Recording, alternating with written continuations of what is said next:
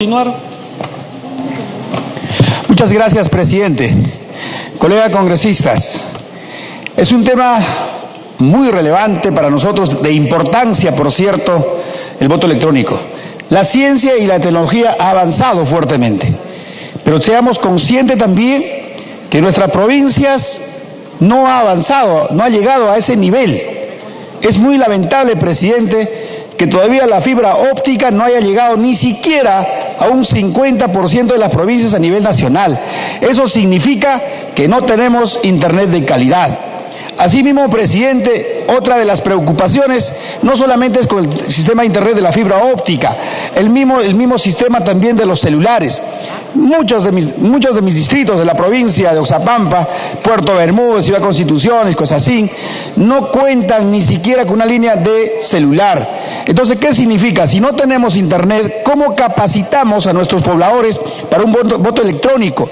Yo quisiera más bien aprovechar, aparte que estoy en contra de prácticamente a favor de este proyecto, también aprovechar de que el Ministerio de Transportes y Comunicaciones de una vez por todas cumpla con ese proyecto de implementación de la fibra óptica y también pues de la banda ancha de internet a nivel nacional, y de esa manera estaríamos hablando ya de una mejor calidad y también capacitación a todos nuestros pobladores en lo que corresponde al voto electrónico. Muchas gracias, presidente. Gracias, congresista. Tiene la palabra el congresista Violeta.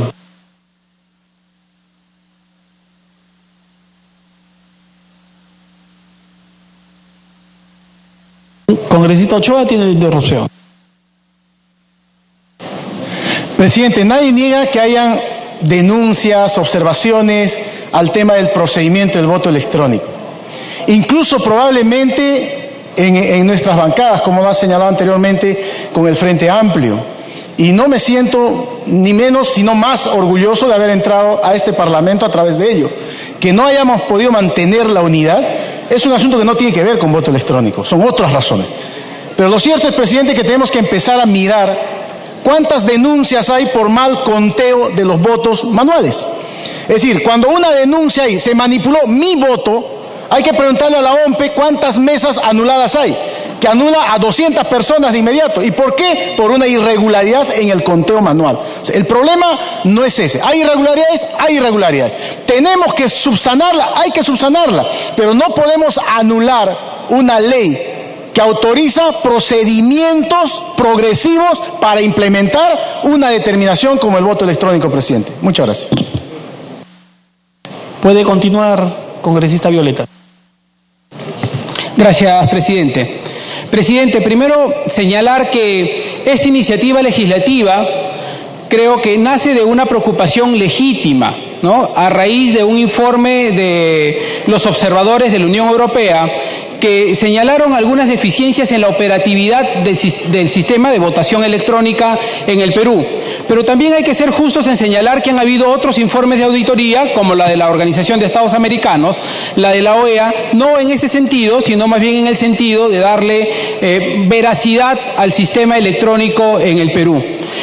El segundo aspecto a tomar en cuenta es que cuando se plantea este dictamen, y antes la iniciativa, no estábamos en el contexto en el que se estaba debatiendo o se estaba ingresando a debatir la reforma del sistema electoral en el Perú, cosa que hoy está puesta en agenda.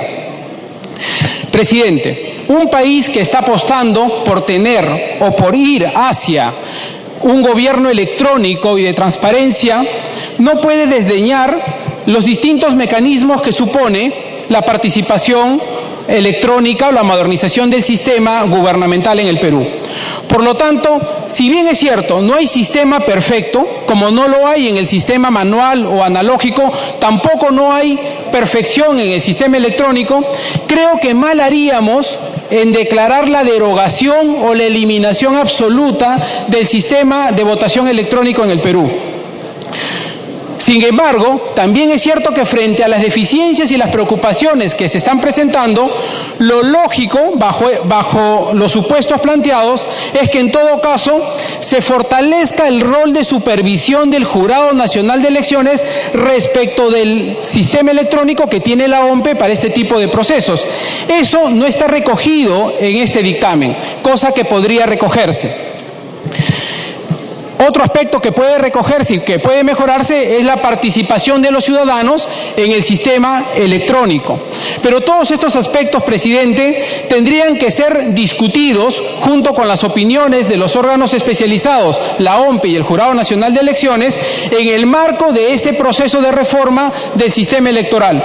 Por eso nosotros, más que plantear una cuestión previa, lo que planteamos es un cuarto intermedio que permita que la presidenta de la Comisión de Constitución retome el proyecto a fin de poder plantear un texto distinto, sustitutorio, y no tengamos que ir por una vía de votación que sería odiosa y probablemente no tan democrática, porque estaríamos censurando un debate que sí tenemos que tener y que tiene que darse recogiendo las opiniones, pero plantearlo en el marco de la reforma integral que estamos haciendo sobre el sistema electoral, respecto del cual el Jurado Nacional de Elecciones ha planteado un código electoral. Así es que, presidente, nosotros como bancada planteamos más bien, proponemos un cuarto intermedio. Congresista Violeta, tiempo adicional. No, un cuarto intermedio para evitar tener que ir a una votación de la cuestión previa. Gracias, presidente. Bueno, el cuarto intermedio tendría que pedirlo la presidenta de la comisión, pero estoy seguro que toma nota. Congresista Arana, tiene la palabra. Muy buenos días, presidente. En principio, traer al hemiciclo el saludo de los vecinos de Lima Sur y Lima Norte, que están preocupados, presidente, por el tema de los contratos corruptos de los peajes de las administraciones de Castañeda y Villarán, y que justamente junto a sus alcaldes vienen manifestándose para el paro del 30 de mayo en Lima en favor de la nulidad de los contratos corruptos que lesionan a millones de vecinos en Lima. Presidente, el tema que nos ocupa en este momento, he escuchado diversos argumentos en favor del voto en físico, del voto en electrónico, de los problemas que ambos mecanismos tienen. Pero en el Frente Amplio nos preocupa un tema que no ha sido señalado, presidente, y por el cual nosotros creemos que debiera debatirse mucho más la iniciativa legislativa que ha presentado la congresista Alcorta, que sin duda nace de preocupaciones importantes, que es el tema cómo, si se incorporan mecanismos electrónicos, finalmente no se pone en peligro el mandato soberano del pueblo expresado en las urnas, y cómo finalmente se tiene las certezas de que no se pueda manipular electrónicamente o que hayan millones de ciudadanos que por razones de acceso puedan quedar fuera o no puedan hacer el uso adecuado por temas de capacitación del voto electrónico.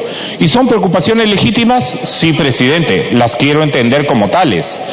Evidentemente, si la suspicacia fuera de que el voto electrónico llevó a que un determinado partido político sintiera que se le hizo fraude y por eso se quisiera parar con una ley la modernización del sistema electrónico, para el Frente Amplio eso sería inaceptable. Porque en democracia, presidente, se pierde y se gana. Y eso creo que es un tema fundamental también de los procesos democráticos. ¿Cuál es la preocupación del Frente Amplio y que no ha sido expresada en las declaraciones que me han antecedido, presidente? En principio, y se lo hemos expresado al personal de la OMPE, el voto electrónico tiene un gravísimo problema, que hace que el software con el cual se llama a votar limita el derecho del ciudadano a que, si quiere, no elige a ninguno de los partidos políticos, si quiere anula su voto, si quiere vicia su voto. ¿Y qué problema nos está planteando la implementación del voto electrónico, presidente? Lo hemos visto en las votaciones. Se coloca una lista de 10, 14, 15 partidos políticos y el ciudadano que no quiere votar por ninguno está obligado o a no votar o a no marcar ninguno. Y en el referéndum trucho que impulsó el presidente Vizcarra, ese referéndum que debió aprovecharse para convocar a una asamblea constituyente y a una nueva constitución con una reforma profunda y no con... Tiempo adicional. Gracias, presidente. Y no con parches en una reforma política que no va a resolver los problemas, y lo estamos viendo, los problemas que eso nos implica, con un parches en una reforma del sistema de justicia que estamos viendo cómo incluso hace aguas, con parches en materia social, y aquí mismo, presidente, estamos viendo con cómo tenemos serios problemas en el acceso a derechos sociales, económicos, derechos laborales salvaguardados, o las obligaciones que nos impone el libre mercado, que ha sido elevado a categoría sacrosanta, o los contratos sobre los cuales pueden revisarlo de parte de las empresas, pero no de parte del Estado, y nos amarran las manos. Entonces, presidente, ¿qué ocurrió en el referéndum? Colocan las alternativas sí y no.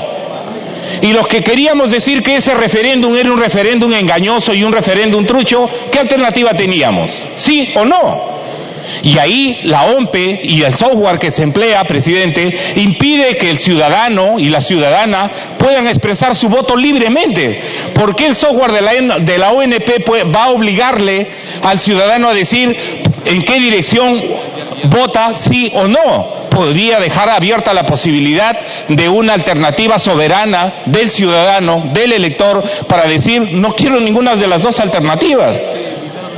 Y en ese sentido, presidente, hay mucho que mejorar. Y de otro lado, presidente, evidentemente, yo creo que tenemos que ser conscientes de que las poblaciones más vulnerables cada vez tienen más acceso a Internet. ¿Cómo se supo los graves crímenes que cometió la empresa Yanacocha y sus empresas de seguridad y fiscales y policías corruptos cuando le querían arrebatar sus tierras y golpearon y pensaron que su hija había muerto y la golpearon a ella y destruyeron su casa? Con un teléfono celular, presidente. Porque la hija de Máxima Acuña estaba filmando y todo el mundo se ha enterado de los graves crímenes que allí se cometieron. Entonces, presidente, la gente pobre también está teniendo acceso, y los jóvenes que están viniendo detrás de nosotros tienen mucho más acceso a las tecnologías. Y entonces no podemos parar en ese sentido la importancia de la propuesta de la OMPE de progresivamente...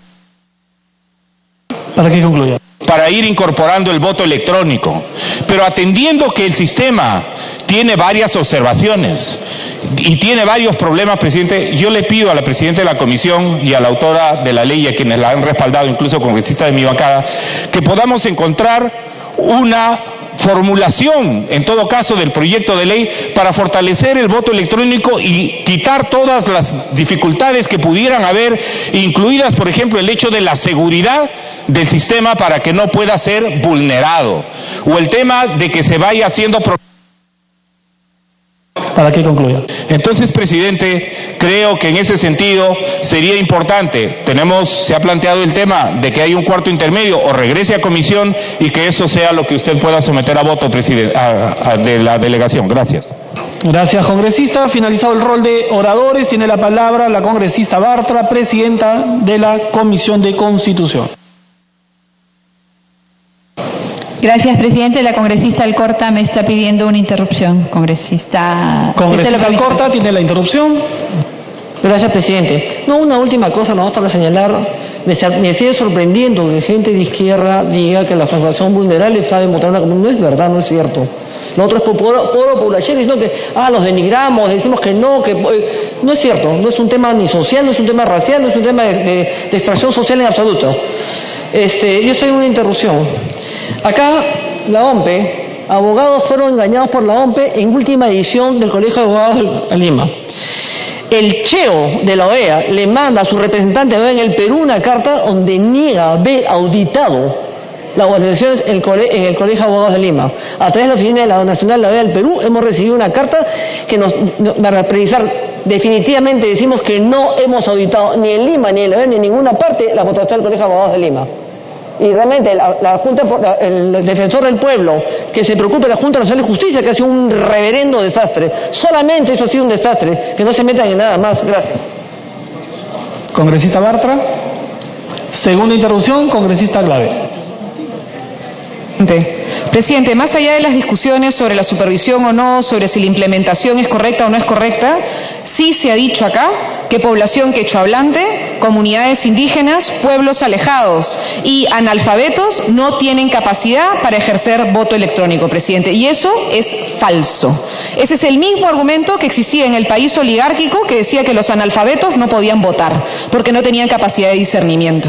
Entonces tenemos que dejar esas miradas paternalistas y centrarnos más bien en una lógica enteramente democrática. Gracias, congresista. Congresista Bartra, puede continuar.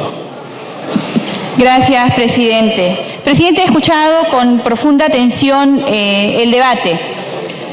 Y por supuesto insisto en que participemos del debate. De hecho hubo mucho desorden desde el comienzo y a veces eso trae a error. No he escuchado durante el debate a ningún congresista que se haya expresado diciendo que hay personas que no pueden usar el voto electrónico, presidente. Sí hay una coincidencia, presidente, en que esta modalidad de voto tiene deficiencias. No he escuchado a un solo congresista, presidente, que haya dicho que es un voto que garantice al 100% su confiabilidad, que garantice al 100% de que no va a existir un ataque cibernético, de que no va a existir manipulación. También se ha dicho, presidente, y se ha ratificado acá, que no ha existido una auditoría que pueda dar la confiabilidad al 100% de que, y esto es, presidente, importante, 1.700.000 electores, el 7% de la población, haya tenido seguro su voto.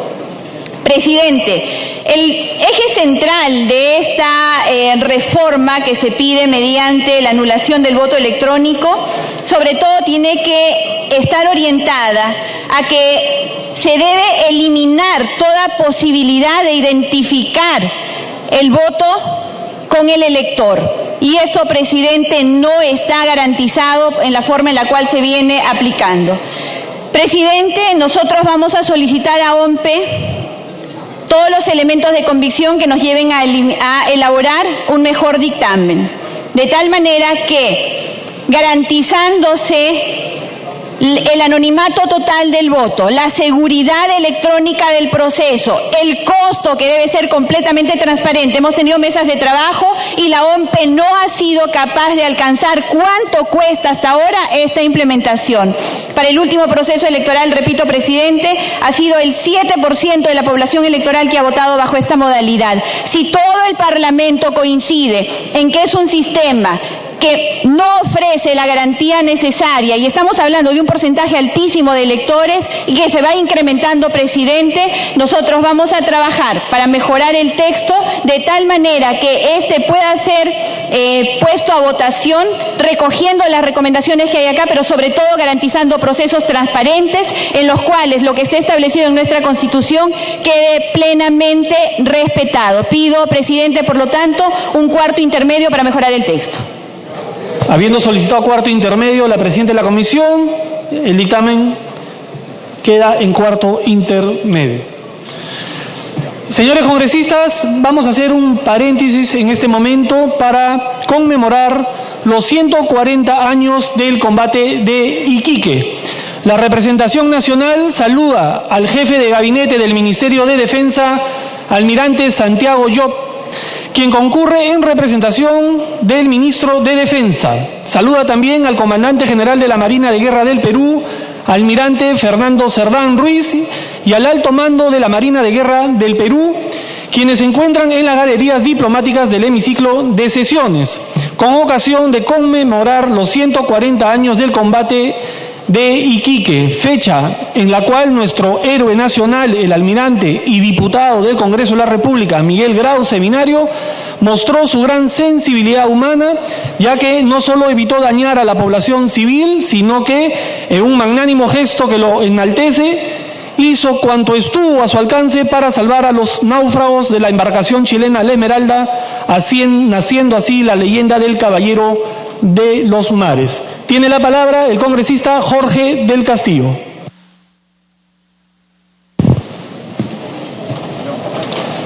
Muchas gracias, señor presidente.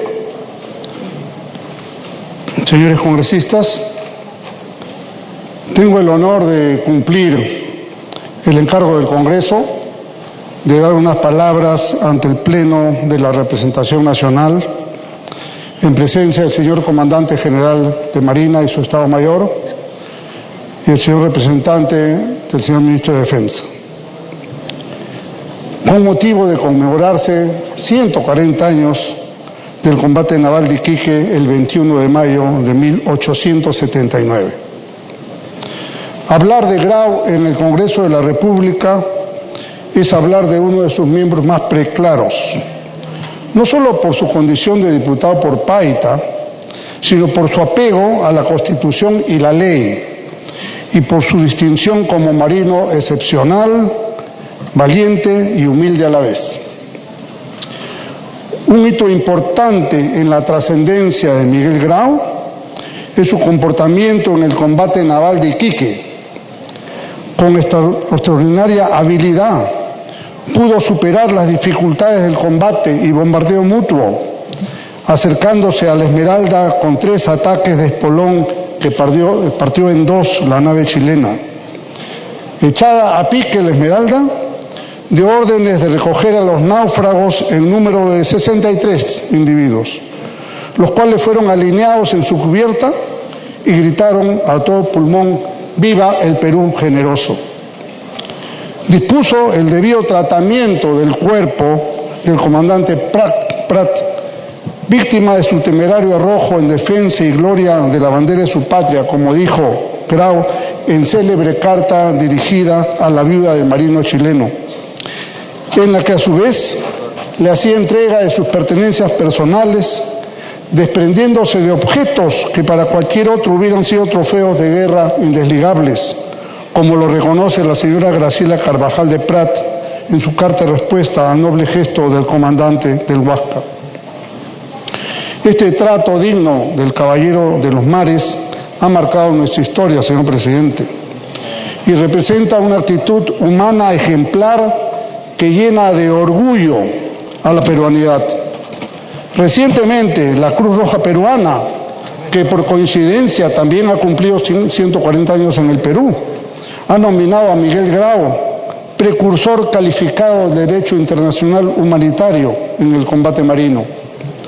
En esa línea de pensamiento, la Asociación Nacional Promarina ha formalizado una solicitud al Congreso y a su vez a la Comisión de Defensa Nacional para recoger esta iniciativa que estudiaremos serenamente.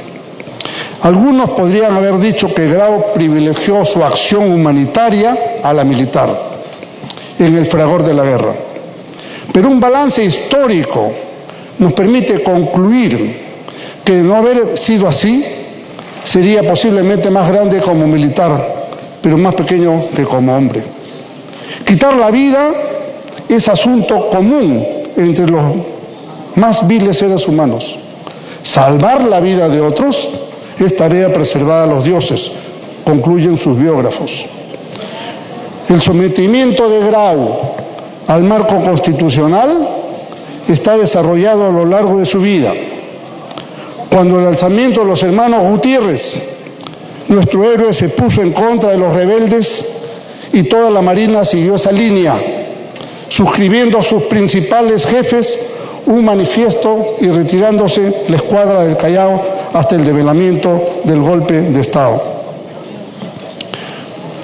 No hay otro caudillo que la Constitución, es su frase, que refleja no solo que estábamos ante un marino dominador del mar, defensor de nuestra soberanía e integridad nacional, sino ante un hombre de Estado que con la Constitución en la mano defendía al pueblo y su voluntad expresada en las urnas.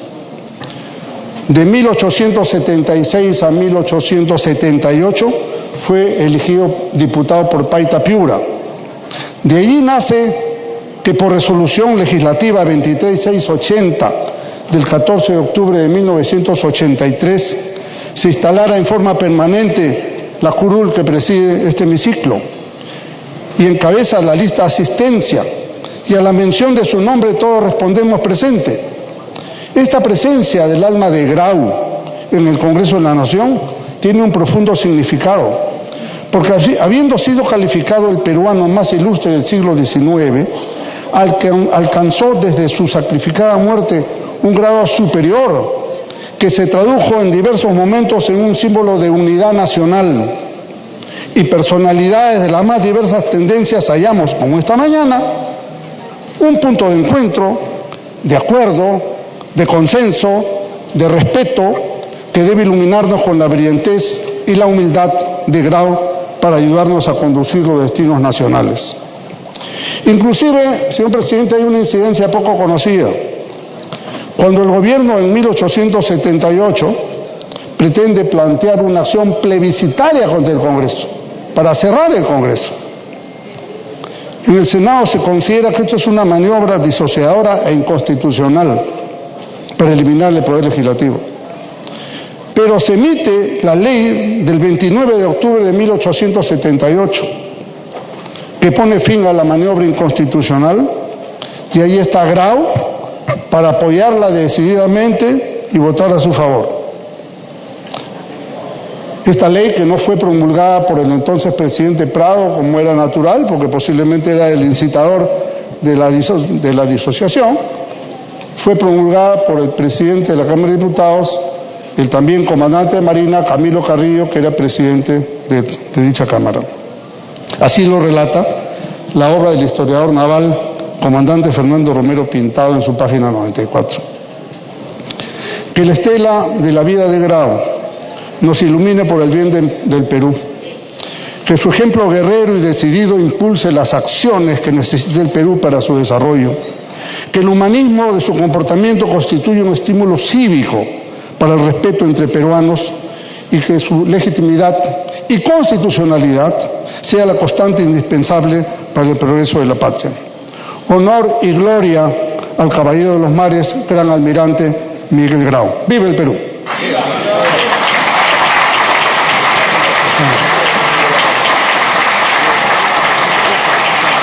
Tiene la palabra el congresista Carlos Tubino.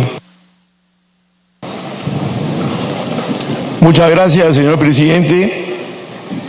Un saludo a los colegas, al señor contraalmirante Santiago Llop, representante del ministro de Defensa, al señor comandante general de la Marina, almirante Fernando Cerdán Ruiz, a los oficiales almirantes que lo acompañan y al presidente de la Asociación Pro Marina, capitán de navío Jorge Guerrero Lang. El 21 de mayo se conmemoró el 140 aniversario de uno de los combates navales más resonantes de la infausta Guerra del Pacífico.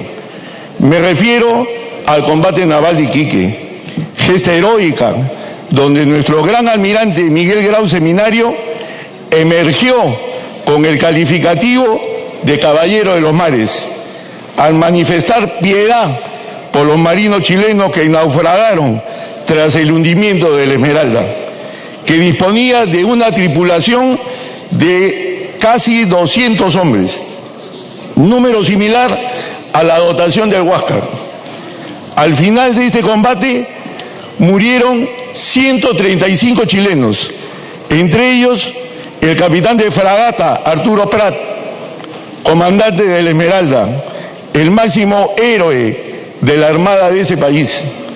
Por nuestro lado murió el teniente segundo Jorge Velarde. Un gesto que ha sido ampliamente reconocido es la carta que el almirante Miguel Grau le envía a la viuda del comandante Arturo Prat, entregándole la espada de su esposo y resaltando la forma en que murió. Posteriormente, la señora Carmela Carvajal, viuda de Prat, hace lo mismo con otra misiva.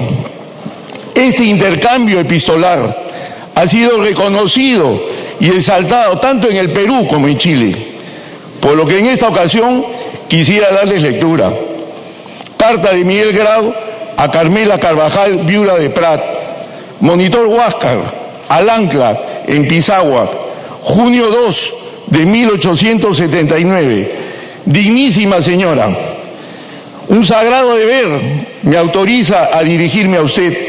Siento profundamente que esta carta, por las luchas que va a rememorar, contribuya a aumentar el dolor que hoy justamente debe dominarla. En el combate naval del 21 pasado, que tuvo lugar en las aguas de Iquique, entre las naves peruanas y chilenas, su digno y valeroso esposo, el capitán de fragata, don Arturo Prat, comandante de la Esmeralda, como usted no lo ignorará, fue víctima de su temerario arrojo, en defensa y gloria de la bandera de su patria. Deplorando sinceramente tan infausto acontecimiento y acompañándola en su duelo, cumplo con el penoso y triste deber de enviarle las para usted inestimables prendas que se encontraron en su poder y que son las que figuran en la lista adjunta. Ellas le servirán indudablemente de algún consuelo en medio de su desgracia y por eso me he anticipado a remitírselas.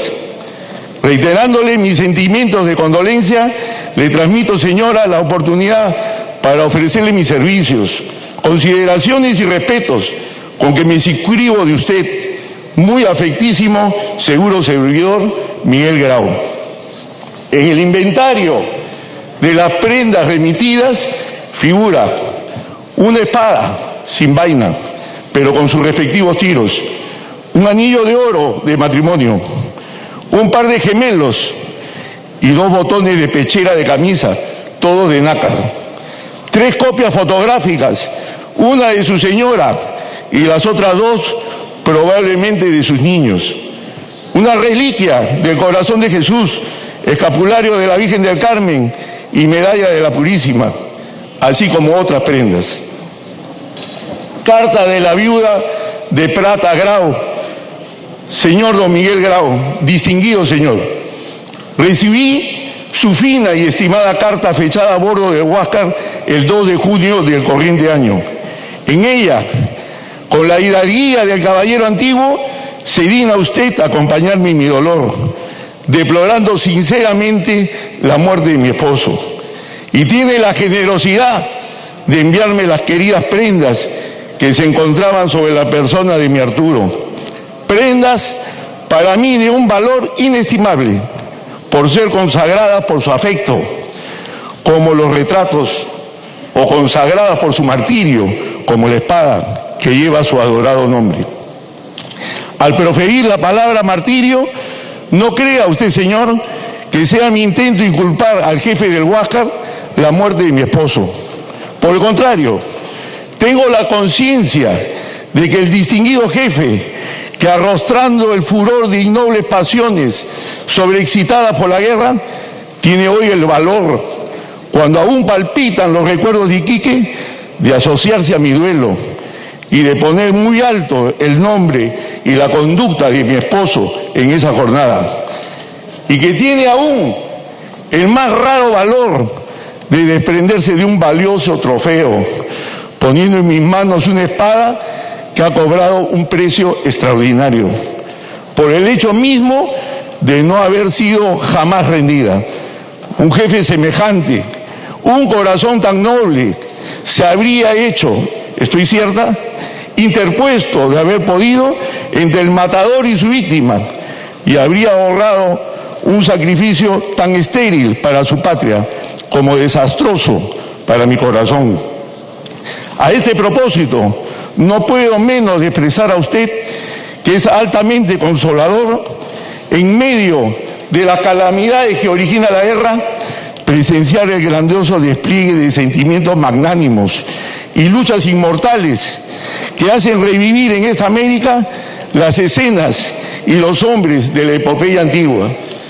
Profundamente reconocida por la caballerosidad de su procedimiento hacia mi persona y por las nobles palabras con que se digna honrar la memoria de mi esposo, me ofrezco muy respetuosamente de usted, atenta y segura servidora, Carmela Carvajal de Prat.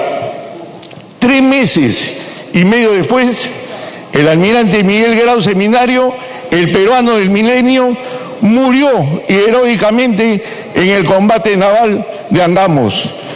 Gloria a Grau, viva la Marina de Guerra del Perú, viva el Perú.